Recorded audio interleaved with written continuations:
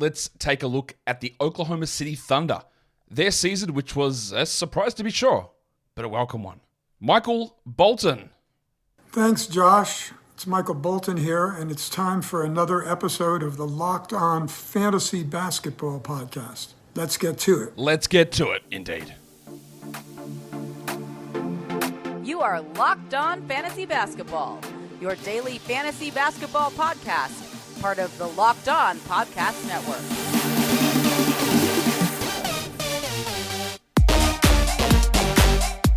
Hello and welcome to the Locked On Fantasy Basketball Podcast, brought to you by Basketball Monster. My name is Josh Lloyd, and unfortunately, this is going to be my final show as host of Locked On Fantasy Basketball. Arturas Kanishevas took over as general manager for the Locked On Network, and he traded me for Kendrick Perkins.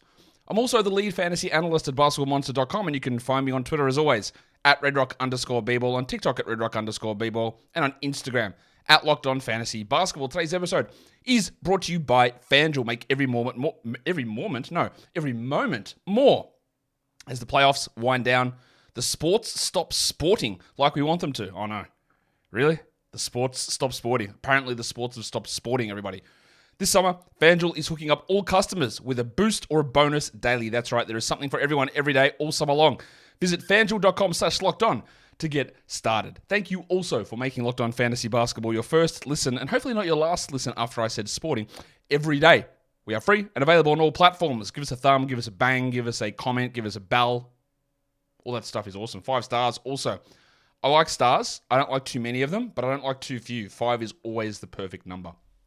We are here to talk about the Thunder, second last team review show. Of course, that would mean that the Boston Celtics are coming up after this, and that would be it. And then we are into the NBA draft. Reminder, NBA draft show Wednesday, 26th of June, 8 p.m. Eastern, live here on YouTube, covering the draft. Look forward to it. I hope you're there. All right, we're talking Thunder. I said about this team, we'll get into this early part of the show right now. In terms of the team overview, in the preseason over-under show that I did, I was talking about, I'll get this out of the way now, I was massively off on the Thunder, as was everybody. I had the Thunder finished at a 57-25 record with a +8 net rating. That is an astonishingly high number.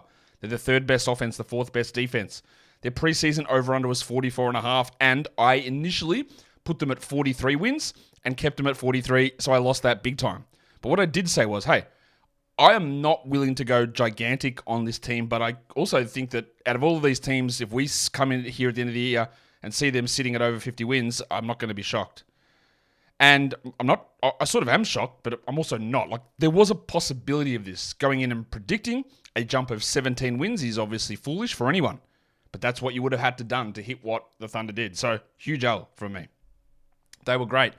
Now the pressure is on to repeat and to get better, and I think they might have already with a trade with Alex Caruso. Now, that trade has happened. Alex Caruso joins the Thunder, Josh Giddey in Chicago. I'm not going to do an Alex Caruso recap on this show.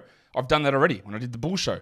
And I haven't done a Josh Giddey season recap. So we are going to talk about Josh Giddey in this portion of the show with the understanding that I know that he does not play for this team anymore. But we are going to talk about him because I've got to fit that somewhere. So that is how we're going to approach that. In terms of the draft, the Thunder actually don't have a second-round pick in this draft. They actually don't have their first-round pick either, but they do have somebody else's. They've got the 12th pick overall in this draft. Not a particularly strong pick, but it's a lottery pick. It's a top 14 pick, which means lottery, of course, Josh. And there are going to be players available at that spot that can fit what they need, and they can be relatively choosy. We know that Sam Presti has a type. Let's see what he does with that spot. I would be looking at maybe a backup center, a guy that can play alongside Chet as well. Be really interesting how they approach that. Or a 4 maybe. Not that there's many 4s that are available at that spot. Or maybe there is. Their most common starting group. It's what you would expect. Josh Giddey, Shai Gilgeous-Alexander, Luguentz Dort, the Bronco, Jalen Williams, and Chet Holmgren. Their best lineup was not that lineup. It was a very weird lineup. It was a bench-heavy lineup. And it had, I think, the best net rating of any lineup of 100 possessions in the NBA. It was a plus 42.2. It had Cason Wallace, Shai Gilgeous-Alexander, Isaiah Joe, and then a pair of Williamses, but not the best one. It had the Oklahoma City mudflap, Kenrich Williams, and then it had Vietnamese legend Jaylin Williams, the other one, big Jaylin Williams. So Jaylin Williams, Kenrich Williams, Isaiah Joe, Shai Gilgeous-Alexander, and Cason Wallace. That was their best lineup. Plus 42.2. Astonishing number. In terms of restricted free agents, Olivier Sarr. Yes, that is Alex Sarr's brother. If you've been a long time listener to this show, you know about Olivier Sarr. Guy that was putting up some really interesting numbers for the Thunder 2 years ago. He's restricted. I'm not sure that he comes back, but no, there's maybe something in him. And the other one is Keontae Johnson, who I don't think is really an NBA player. I didn't think he was an NBA player at the draft last year, and he didn't do anything to show me that he is an NBA player at this point. Unrestricted guys, there are 3 of them. Gordon Hayward, Bismack Biyombo, and Mike Muscala. Muscala and Biyombo came in second half of the year. Hayward obviously traded at the trade deadline. Absolutely a terrible trade, a terrible fit. The idea behind it made some sense, but Hayward is cooked. He will not be back. I wouldn't think that Biyombo will be back. Muscala, maybe. There's a little bit there with him, but he is obviously winding down as well. But these are obviously not key rotation pieces. They have 3 team options, and they are all going to be picked up. Let's put it this way. These players I expect will be on this team, whether that's from a declining of a team option to extend into a larger contract or whatever. It's Isaiah Joe, it's Hall Pass legend Lindy Waters III, and it's Aaron Wiggins, the best Wiggins. Those 3 guys all still under team control, so I would imagine that they are back on this squad. And then there are 2 guys with non-guarantees. I am including Alex Caruso on this list because he has a non-guaranteed contract, which is, of course, 100% going to be guaranteed, and then he's going to be either be extended or signed in free agency after the next season. The other one is the big Jaylin Williams, the pig Williams. He'll be guaranteed as well. So, no real concerns there. There aren't any sort of players that are worth mentioning in terms of expiring deals. There's nothing coming up of anything like that. So this team is they're locked and loaded. What they need to do is draft, and it's trades, and it's make big swings in free agency with bringing guys in, not necessarily losing anybody. Very, very, of course, intriguing squad. Today's episode is brought to you by eBay Motors. Passion, drive, and patience. That is the formula that drives winning championships. It's also what keeps your ride or die alive.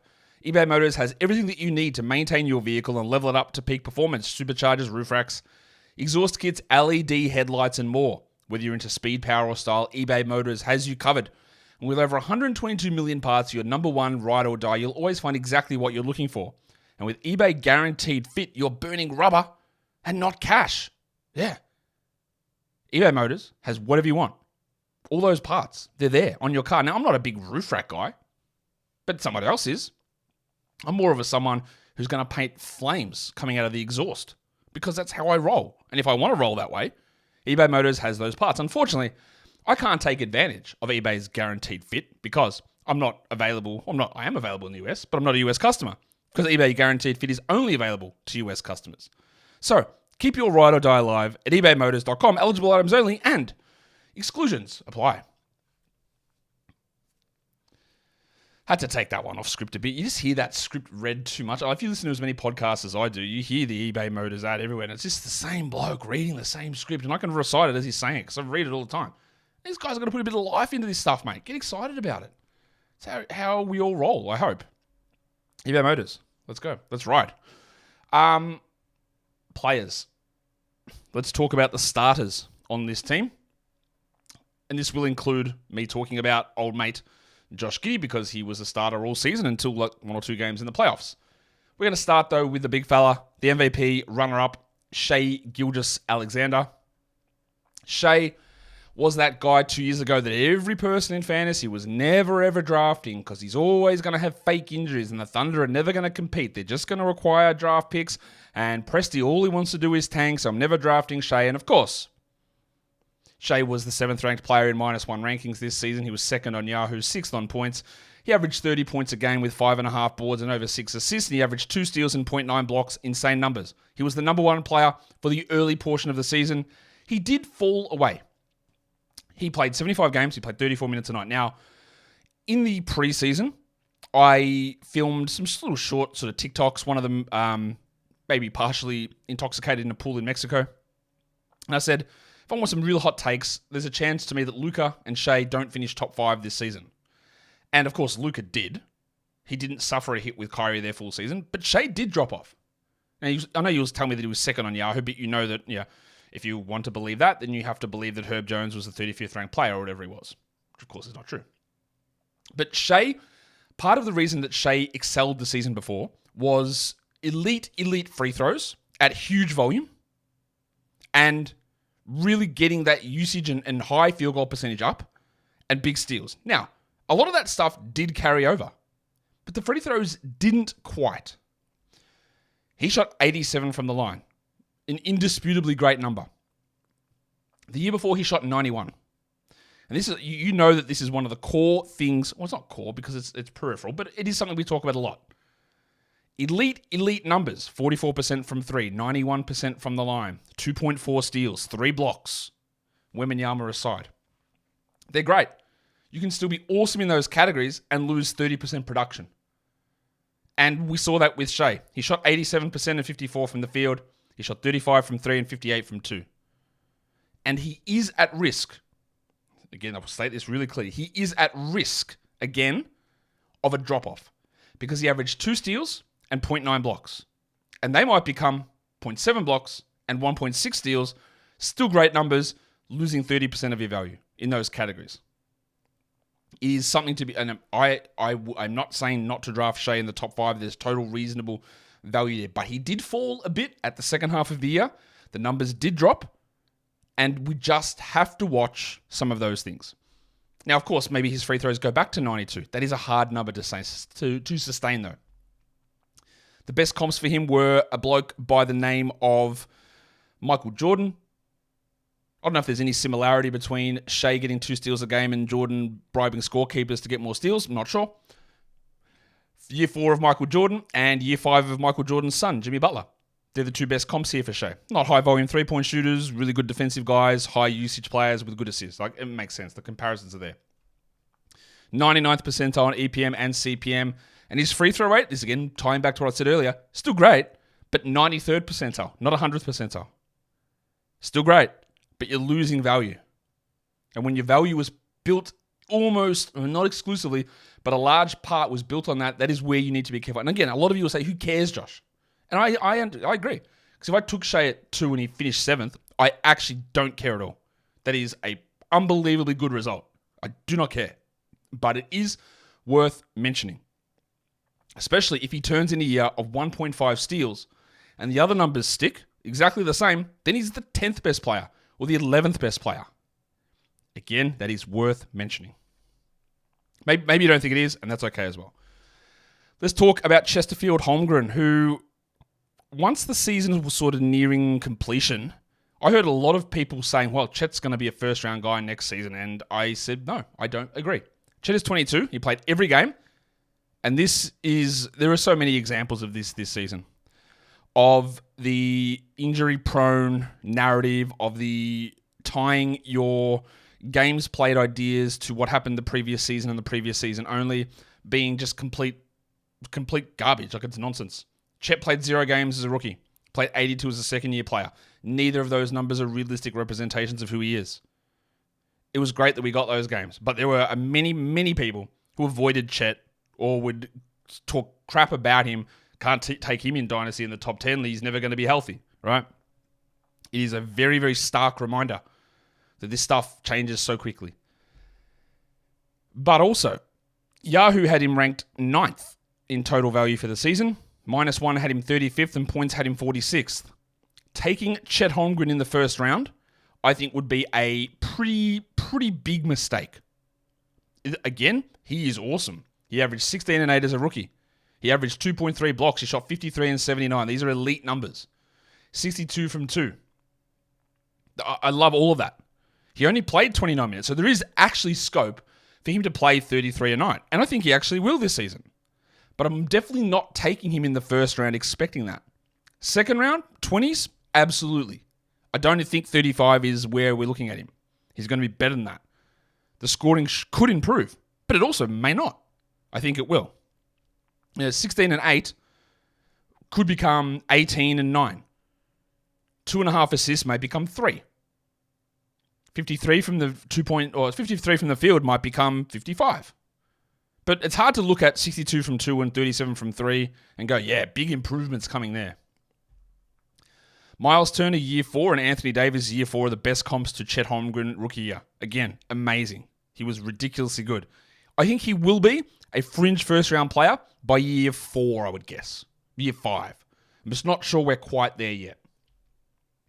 93rd percentile EPM and same on CPM. And his rim defense was graded out as 96th percentile. As again, I said this at the time before the season. I've never seen a prospect coming in that is as good of a rim protector as Chet Holmgren. I didn't say shot blocker, I said rim protector. And yes, Victor Wembanyama's stuff is ridiculous, but Chet's positioning and instincts and timing was unparalleled for any player I'd ever seen coming in, even Victor. His stuff was better than Victor from a timing, positioning perspective. Victor has the advantage of the longer arms and he's always going to be better at blocking shots.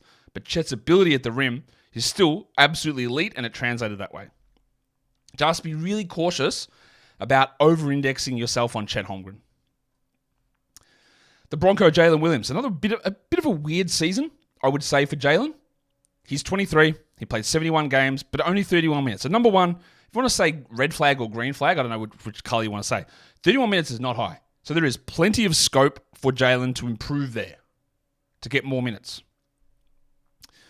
I will pose this question to you about Jaylin Williams. I thought his playoffs were mid. I thought he had some struggles. The beginning of his season was a little bit down. The middle part to second half was very, very good. I love that he's got a scalability in his game. That's awesome. I think there are times, maybe like to a lesser extent the way we do it with Anthony Edwards, but there are times that people overinflate his current production or even his overall ceiling. And the other question I would have with Jaylin is, he's been playing power forward this whole time. I don't think that's going to be his position. So we need to find out, A, is he replacing Lu Dort long term? Which I do think will be the case. And then who plays next to him?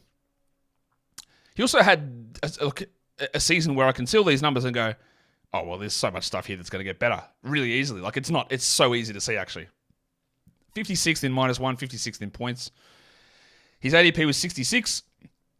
I had him around that 58 zone, I think, around that area. I picked him in a couple of drafts. I think I picked him in industry pickup around this spot. So right on that mark, but the second half was much better. He averaged 19 and 4 with 4.5 assists, 1.1 steals, and 0.6 blocks with 1.5 threes. So there are a couple of things which you can look at as good or bad. Part of the reason why he was so good as a rookie is he led the league in steals from January onwards. That was not the case this season. 1.1 steals is not a very good number. The first 2 months of the year, he was like outside the top 130. He came back and brought the numbers, and they were fine in the end. But we know that steals can vary, so we don't want to rely heavily on that. He shot 43% on threes. Elite. Do we buy him as an elite shooter? I'm not sure how much I do, because he doesn't take any. 1.5 threes made only at 43%. If you are that good of a shooter, hitting that percentage, you need to be taking 8 a game, 9 a game. Instead, he's taking 4. That's a Jonas Valanciunas volume.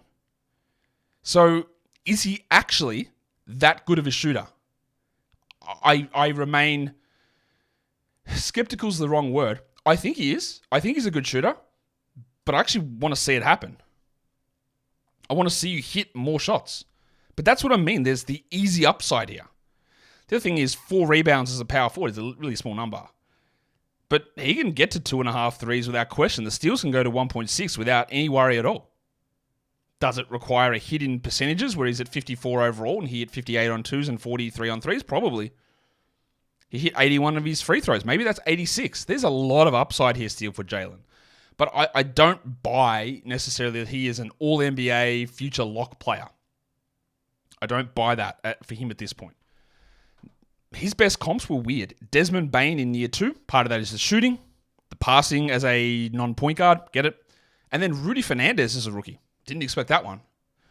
95th percentile EPM, 85th in crafted. His box creation was 89th percentile. And I would have to expect that with Josh Giddey gone, that'll improve. Meaning those 4.5 assists probably do jump. And I would say that 56 finished for Jaylin Williams this season. I don't think he's getting out of the third round, and I think that's very, very reasonable. So as much as you might think that I criticize Jaylin Williams, all I try to do is put things in perspective and talk about the fluctuation of steals, because again, 1.1, not a good number.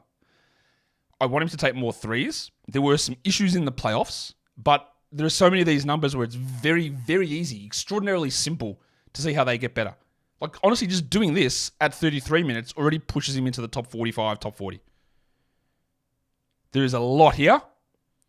The Thunder still have stuff to work out in terms of where he plays in his position, and there are a few things that need to stabilize. So an interesting season from Jaylin, but it's also 2 years in a row, slow start, strong finish. I hope that isn't a pattern, but we also have to be aware of it. Today's episode is brought to you by FanDuel Sportsbook. We are here, the NBA playoffs are done. The NHL playoff Stanley Cup Finals has 1 game left. Fewer sports are on across the summer. That's just fact. But when the sports aren't sportsing, FanDuel lets you keep the sports going whenever you want. All you have to do is open the app, look up any bets that you want, futures, current games, spreads, totals, whatever. It's all there. FanDuel is hooking up all customers all summer long with a boost or a bonus every day. That is right. There is something for everybody every day all summer long. So head over to FanDuel.com/lockedon and start making the most out of your summer. FanDuel is an official sports betting partner of Major League Baseball. And don't forget to gamble responsibly. Sports are sportsing. All right. We've talked about those 3 guys. Now it is time to talk about Josh Giddey. A gigantic bust this last season. And I saw it coming to a degree. Not to this degree, but he definitely was someone that I faded pretty terribly because my major thing was, part of the advantage of Giddey is, look at the rebounds he gets on this team, and now he has to play with Chet Holmgren, so he won't get those rebounds. I didn't expect that he'd play only 25 minutes a night and get benched routinely. He finished 128th in -1, 96th on Yahoo. His ADP was 59, always was crazy. He averaged 12, 6.5, and 5 with 0.6 steals and 0.6 blocks, shot 48 and 81. There's a lot of hand-wringing about Josh Giddey and his shooting. I understand this. He's not a very good shooter. But he has improved from a 8% free throw guy up to 81. He's at 34% from 3. It was higher last season. He's still not a good shooter, but he almost made the same amount of threes per game as Jaylin Williams. He was willingly shooting. I think he actually attempted more threes per game than Jaylin did. And now he moves to a situation in Chicago where I actually don't know whether he's going to start because I don't know who's on the team. There's Dosunmu, there's White, there's Levine, there's DeRozan. Is Patrick Williams back? I don't know. Is Levine there? Is he gone? Is DeRozan? There's so many. I would expect that they value Giddey enough that make him an automatic starter. But I also don't know. So this ADP of 59 from this last season, when we look at Giddey in Chicago, now I think that could be reasonable. He could average 17, 7, and 6. 17, 7, and 7 even. Very easily. Not going to be an elite 3-point guy, but 48 and 81 as percentages are completely reasonable. They're actually very good. His on-court stuff, in terms of the play that you watch, and you watch some of the defensive issues, that's where you go, ooh, I don't know that this works or makes any sense. But put into a situation on a bad team, and let me inform you, there is no worse team than the Chicago Bulls. He will put up numbers. So that is going to help. But when you're looking at long-term, I'm not convinced. He is still just 21. A lot of the off-court allegations people would suggest that he was 25 3 years ago. But of course, he is 21 right now. He is really young. So there is still room for improvement, and he has shown improvement, even though this was a bad year. And by improvement, I mean the shooting did improve. Alfred Payton year 3 was his best comp. Don't love that. Lonzo Ball year 3 was his second best comp. Do love that. Now, he's nowhere near the defender that Lonzo is, but some of the other stats, they make sense. Impact-wise, he was well down. 68th percentile EPM, 58th on Crafted, and his shot quality ranked as 32nd percentile. Again, these are not great numbers. And I don't think that I think the Bulls would made out terribly in that trade. But we are talking 9 years younger than Caruso. He's going to put up better numbers, I would expect, in Chicago. Will it lead them anywhere? Almost definitely not. But there is a chance now for Giddey to do a little bit more, and that is going to be interesting. The deficiencies are still there, but we can't deny that he did improve and work on some of those issues like the shooting. Still not great. Still got benched in the playoffs. But I think I think as much as I think the trade is terrible for the Bulls and they don't know what they're doing, I think that there is a little bit of, there's a lot actually of room here for Giddey to do much better this coming season. But like I said, whether that leads to wins for the Bulls, it almost definitely doesn't. But in terms of his stats, I think we get an improvement. And the last one is Luguentz Dort, Midwest Dylan Brooks, had the starting role again. His minutes went down. I will maintain, and I have maintained this whole time, that I don't think Lu Dort is a long-term starter. Removing Giddey and bringing Caruso in. Now, Caruso is almost, well, he probably starts, but maybe he doesn't, but he probably does start. But long-term, I can't see how Dort is a starter. But to be fair to Lou, and maybe I haven't been in the past, he was one of those guys, and the reason that I called him Midwest Dylan Brooks is the man thought that he needed to take way more shots than he should have. He would be one of the worst finishers in the NBA. He couldn't do any of it, but he pulled it all back. He's 25. He played 28 minutes a night. He finished 173rd on -1. Now, of course, Yahoo tells you he was 93rd, which is insane because is there one stat there where he's above average? Free throw percentage at 82%? Yeah, okay. That's it. He averaged 11 points, 3 rebounds, 3.5 rebounds, 1.5 assists with 2 dribbles. He shot 39 on threes, higher volume than the Bronco. 83 from the line, and 51 on his twos. Pretty solid. His best comps are Glenn Robinson III, year 3, and Aaron Neesmith, year 3. Defensive wings who shoot some threes. Good. 79th percentile EPM and 57th on crafted. I would have liked for a guy that's got this elite sterling defensive reputation to do more with that. 0.9 steals, 53rd percentile deflections. They're very low. And the only way he becomes a consistent fantasy guy is A, getting more minutes, but B, get some steals, get some deflections. Because he's never going to be running with the ball in his hands as a creator. He's never going to be a scorer. Yeah, best case, he turns into Kentavious Caldwell-Pope, but he's not that shooter. He's going to be someone that I just don't think we have any need for in any sort of 12-team category league. And even in points leagues, he was 183rd. We just don't worry about it, I think. I think that's the best way of approaching Luguentz Dort. Let's talk about some other players that are worth mentioning. And there is actually quite a few on this team compared to some other teams. Let's go to some bench guys, and let's start with Cason Wallace, who I really liked last season. I had him ranked higher than Anthony Black. I had him at number 6 or number 7 on my board. I didn't initially love the fit in Oklahoma City, but I came around to that in about 5 minutes after the pick was made. And now, obviously, Josh Giddey's gone. Now, Alex Caruso is there, but Caruso's not really a point guard, and Wallace didn't really play as a point guard this season either. And Caruso's a lot older. I think Wallace, it's going to be hard for him to move into that starting line, but I would love if they did that with him over Dort. I just don't think they will quite this season. He's only 20. He played every game. He played 21 minutes a night. As a rookie, fantastic. 119th on Yahoo. That would, again, suggest to you that that is a startable player. Of course, it isn't. He averaged 7, 2, and 1. With 0.9 steals and 1.2 dribbles. He shot 78 from the line. He shot 42 on threes, 57 on twos. Absolute elite numbers. And shooting was not his thing coming out of Kentucky. I really believe still, it's not the perfect system for him or not the perfect scenario, but Cason Wallace, I think, develops into a long-term, top 100 fantasy player, long-term NBA starter. I just think given where he is on this team, it's just going to take a little bit longer to get there. Defensively, I thought he was impressive. Shooting-wise, he just, as Snoop would say, this MFer don't miss. He missed a little bit, but not really. I'm really still big on Cason, but I'm not sure the big breakout comes this year. His comps were year 1 of Quentin Grimes, who I still hold out hope for, and year 2 of Devin Vassell. That's an interesting one. And if Wallace was in a Vassell-type scenario, I could see him putting up Vassell-like numbers pretty quickly. 55th percentile EPM and same on craft. And what is an interesting number is offensive load, 21st percentile. This is what I mean. He just doesn't get to do enough. And the opening for him getting to do enough. Now, maybe there is more offensive opportunities with Caruso replacing Giddey, but the minutes don't necessarily get there. Remember, Giddey played only 25. I love him. Cason, I think there's going to be a great, great long-term outcome. Just not sure we get it coming quite this season. The next guy. Like, I'm sorry we've got to do this to you, but Gordon Hayward. 239th on -1. He's 34. He played 24 minutes a night. He started in Charlotte, went to Oklahoma City, and he was just not the same guy. He was scared to shoot.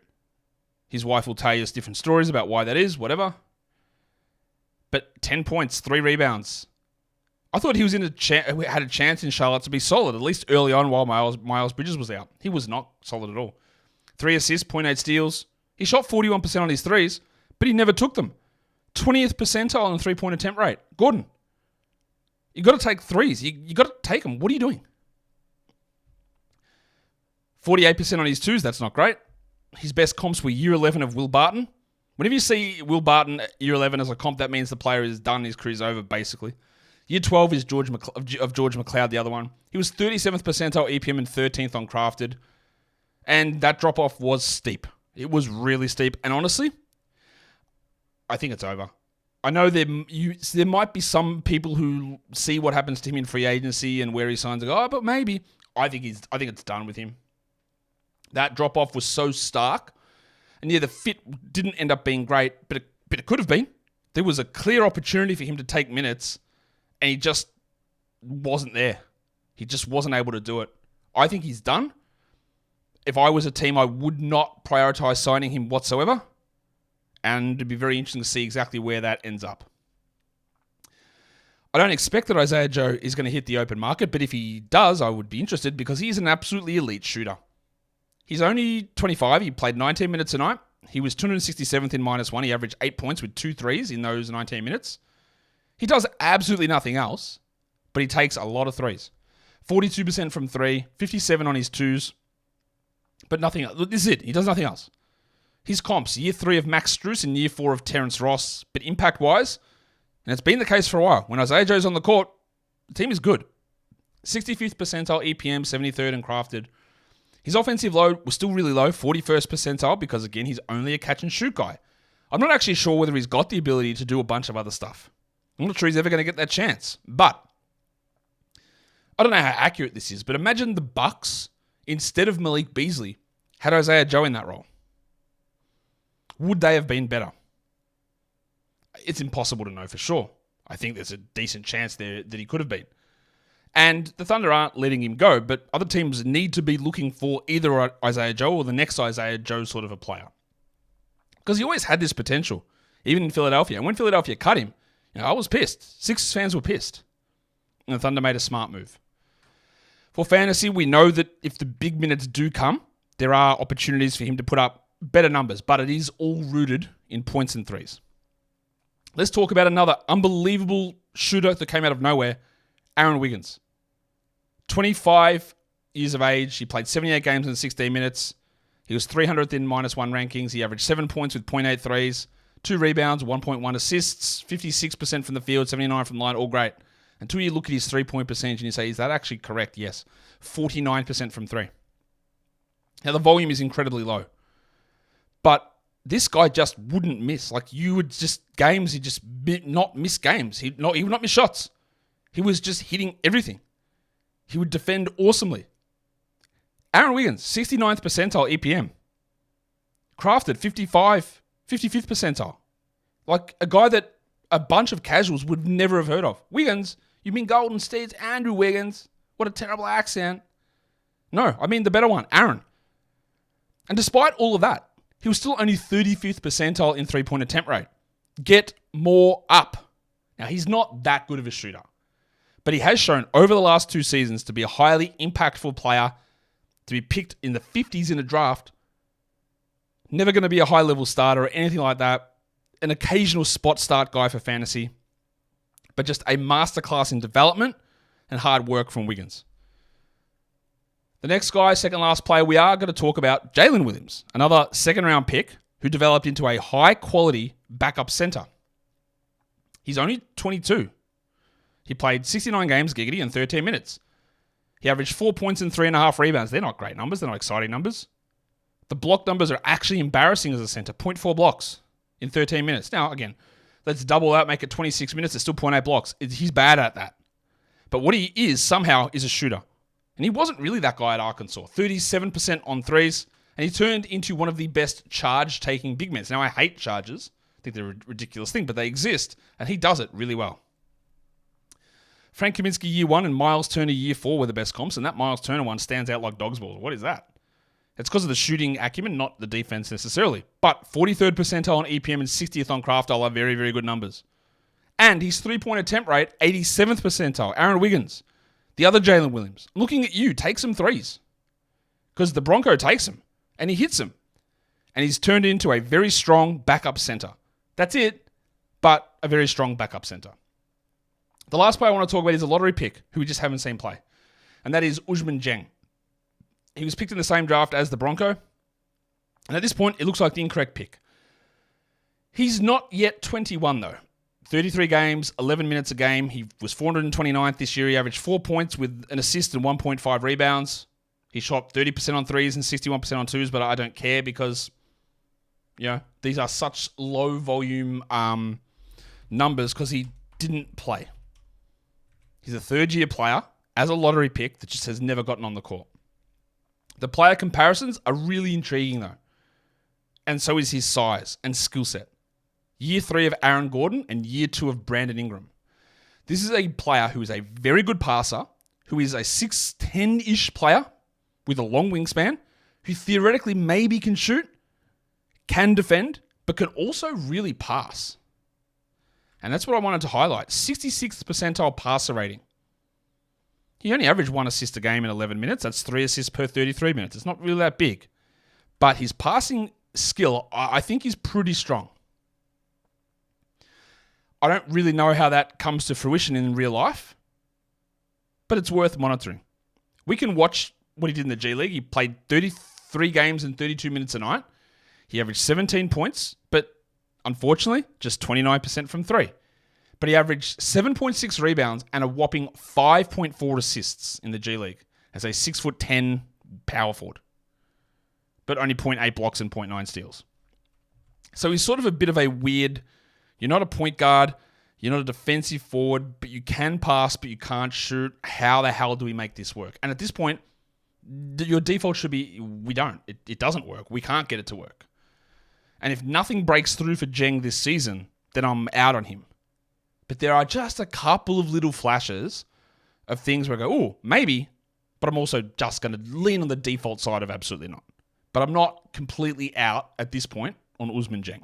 But what I am out on is this show, because that is the end of the Oklahoma City season review. And I'll be back to talk Boston Celtics next to finish up all of the season review shows.